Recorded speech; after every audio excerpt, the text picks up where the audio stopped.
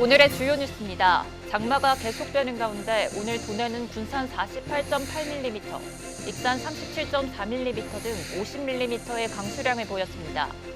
기상청은 자정부터 내일 아침까지 60mm의 많은 비가 예상된다며 주의를 당부했습니다. 군산 서수면의 한 냉동 공장에서 암모니아 가스가 노출돼 주민 4명이 병원 치료를 받았습니다. 이 공장은 5년 전에도 같은 사고가 발생해 주민들의 불안이 커지고 있습니다. 환경단체는 재발 방지 대책이 지켜지지 않고 있다며 철저한 안전 대책을 촉구하고 나섰습니다. 익산의 신성장 산업인 홀로그램을 관광 콘텐츠로 활용한 호러 홀로그램 페스티벌을 열고 있습니다.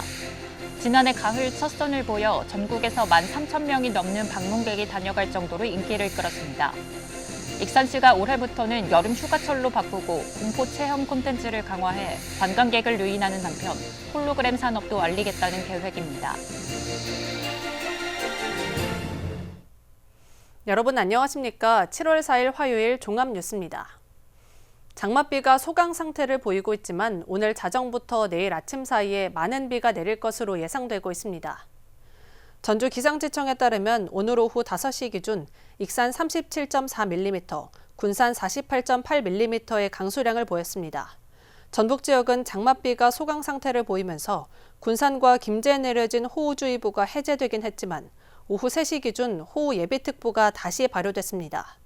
전주기상지청은 오늘 자정부터 내일 새벽 6시까지 많게는 60mm 이상의 많은 비가 내릴 수 있다며 피해 예방에 신경 써줄 것을 당부했습니다. 어제 오후 군산 서수면의 한 냉동 공장에서 암모니아 가스가 누출됐습니다. 이 사고로 주민 4명이 병원 치료를 받았는데요. 이 공장은 5년 전에도 같은 사고가 발생했습니다. 환경단체는 재발 방지 대책이 지켜지지 않고 있다며 철저한 안전 대책을 촉구하고 나섰습니다. 모형숙 기자입니다. 군산 서수면의 한 냉동 공장. 출입문은 굳게 닫혀 있고 소방 차량은 앞마당을 가득 메웠습니다. 이 공장에서 암모니아 가스가 누출된 건 지난 3일 오후 5시 38분쯤. 인근에 사는 주민 4명은 어지럼증을 호소해 병원에서 치료를 받았습니다.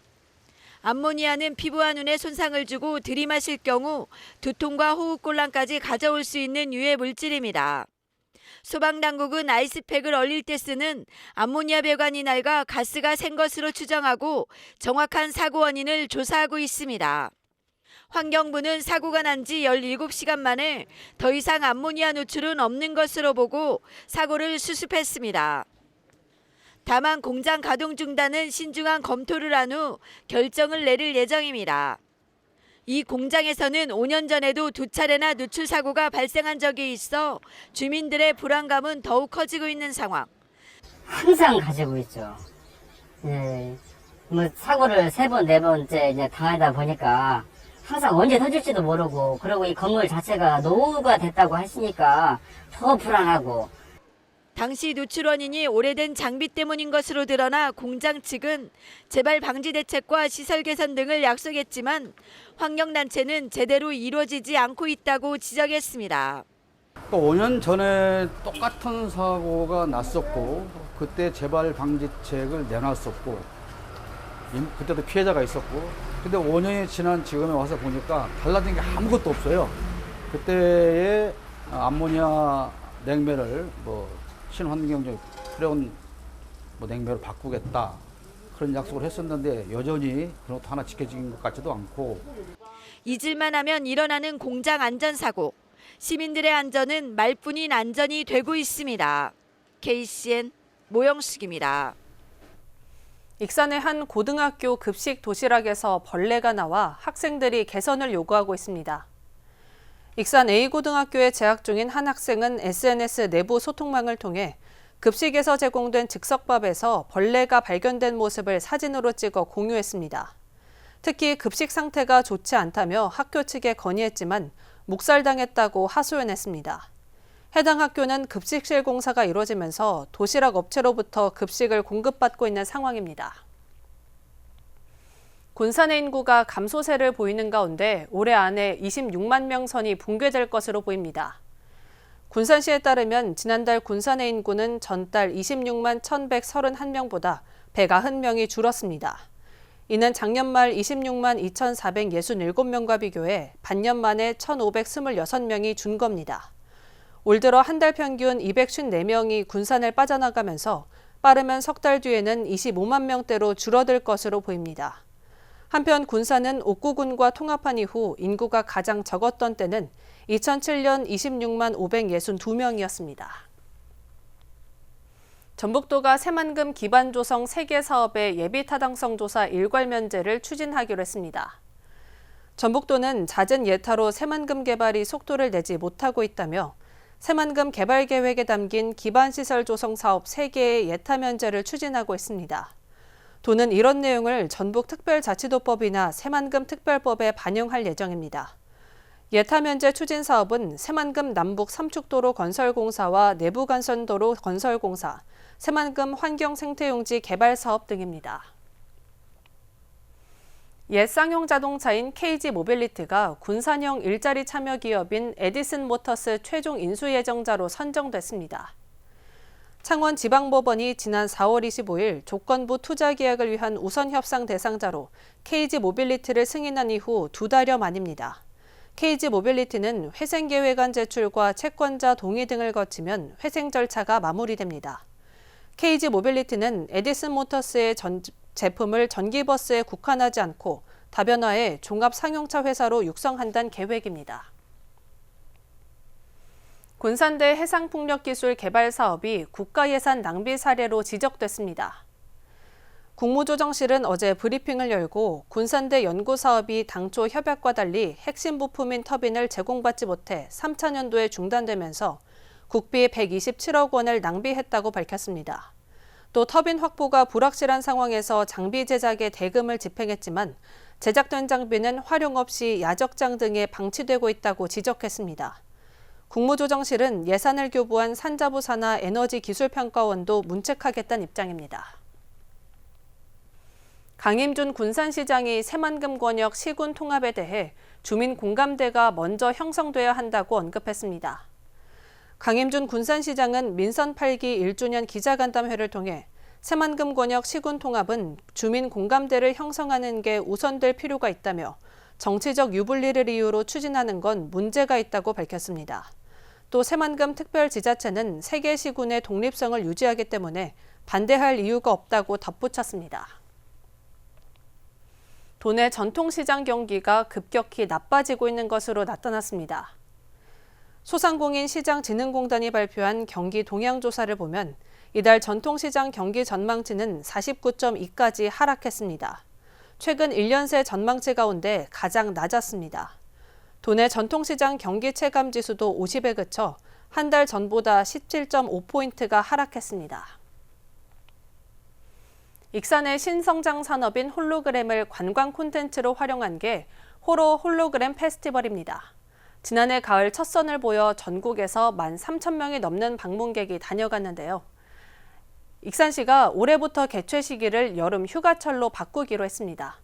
더위를 날려버릴 수 있는 공포체험 콘텐츠를 강화해 방문객을 끌어모으고 동시에 지역 홀로그램 산업도 알리겠다는 계획입니다. 최정우 기자입니다. 지난해 10월 익산 교도소 세차장에서 처음 열렸던 호러 홀로그램 페스티벌.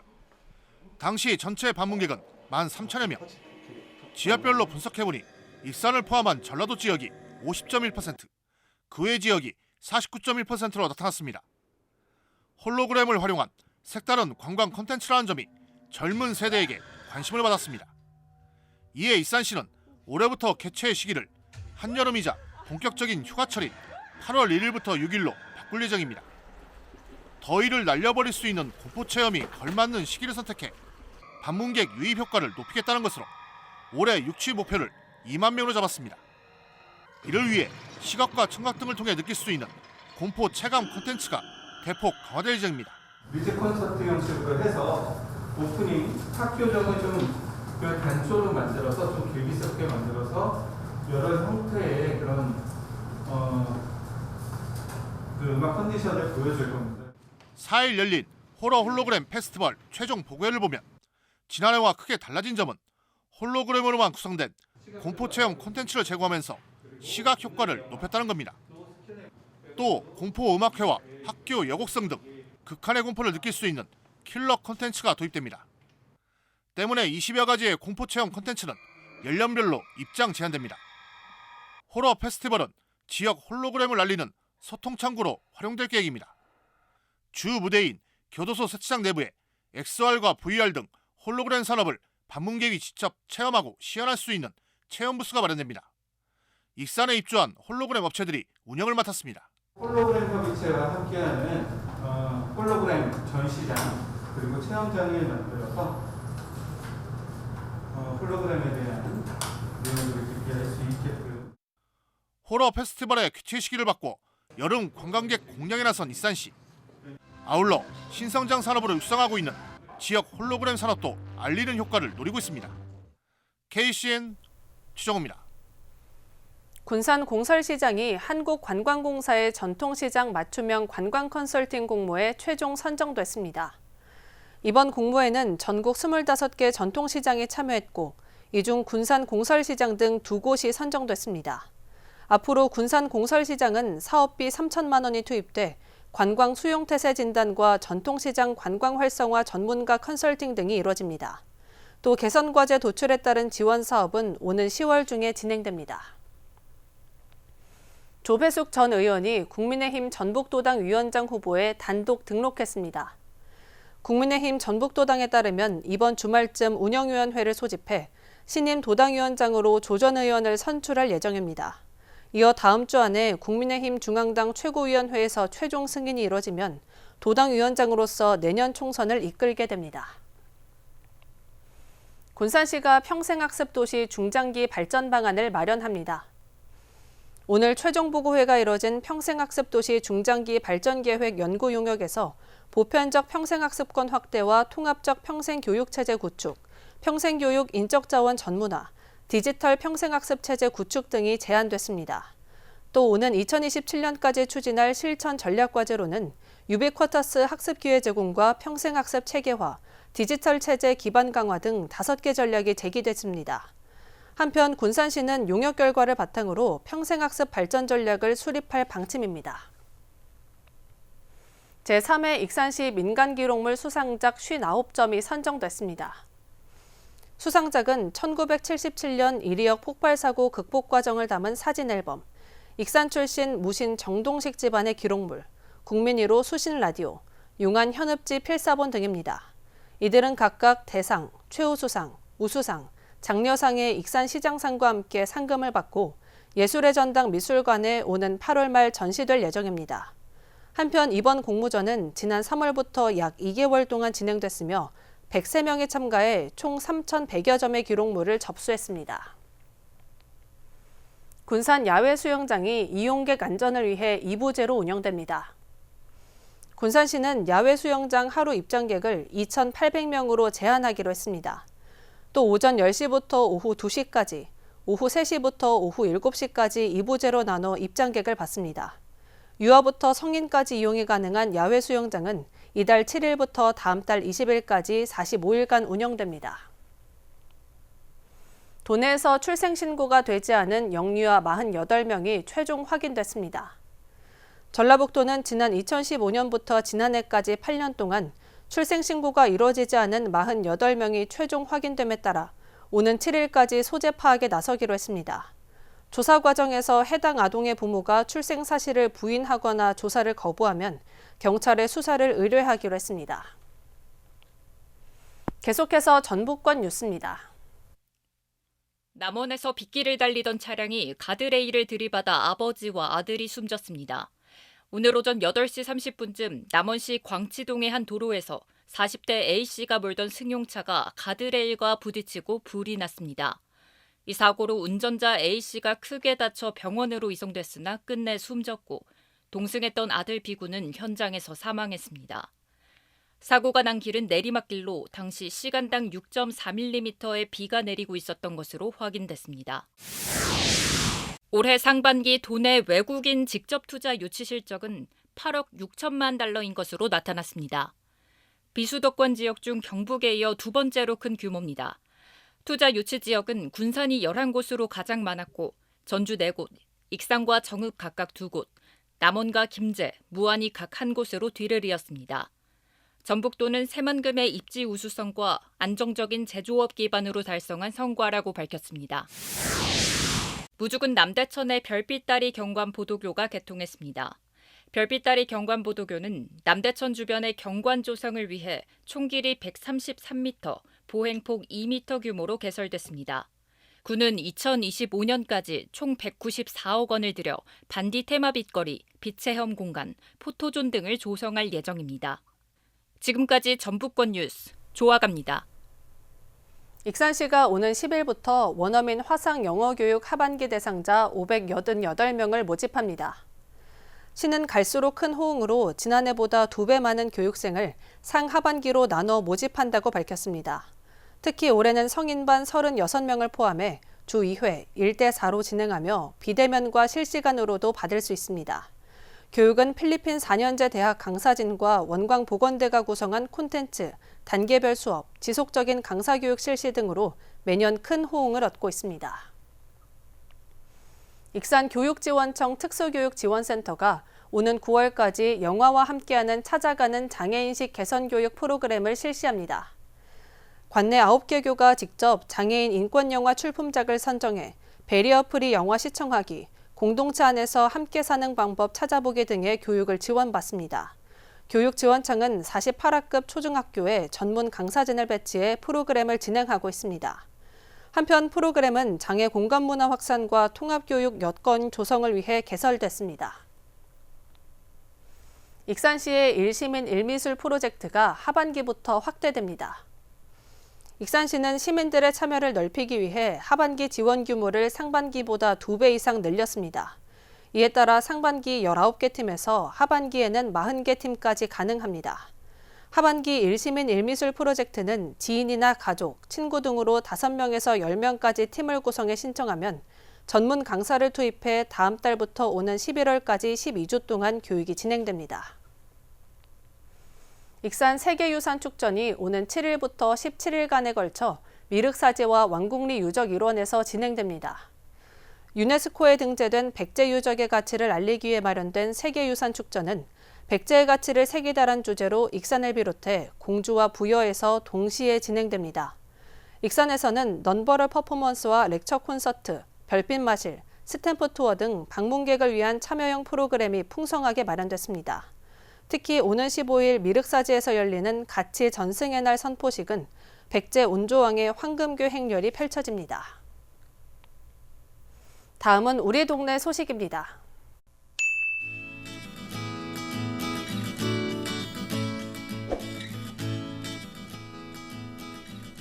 군산시가 고위직부터 실무자까지 집중적인 청년 교육을 진행하고 있습니다. 지난달 29일 반부패 역량 강화 교육을 시작으로 4일 차세대 핵심 간부 청년과 소통의 리더십 교육을 진행했습니다.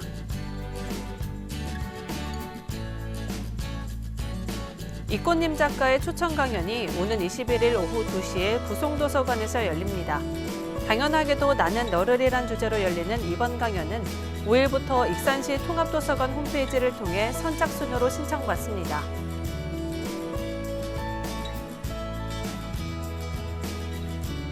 익산 시립무용단이 미륵사지 9층 석탑에 얽힌 비밀을 풀어가는 시크릿 붉디 붉은 꽃 공연을 선보입니다. 익산 예술의 전당 대공연장에서 오는 14일 오후 7시 30분에 개최되는 이번 공연은 익산 시립무용단의 제45회 정기 공연으로 익산의 대표적인 역사와 문화를 소개로 하는 창작 작품입니다. 이어서 내일의 날씨입니다.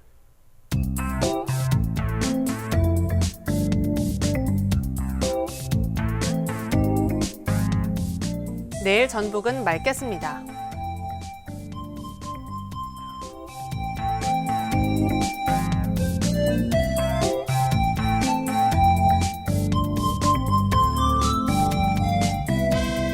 내일 도내 기온은 22도에서 출발해 30도까지 오르겠습니다.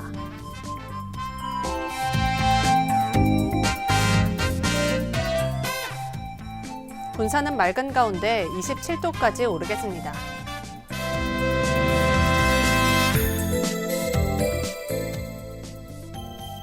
익산도 맑은 가운데 28도까지 오르겠습니다.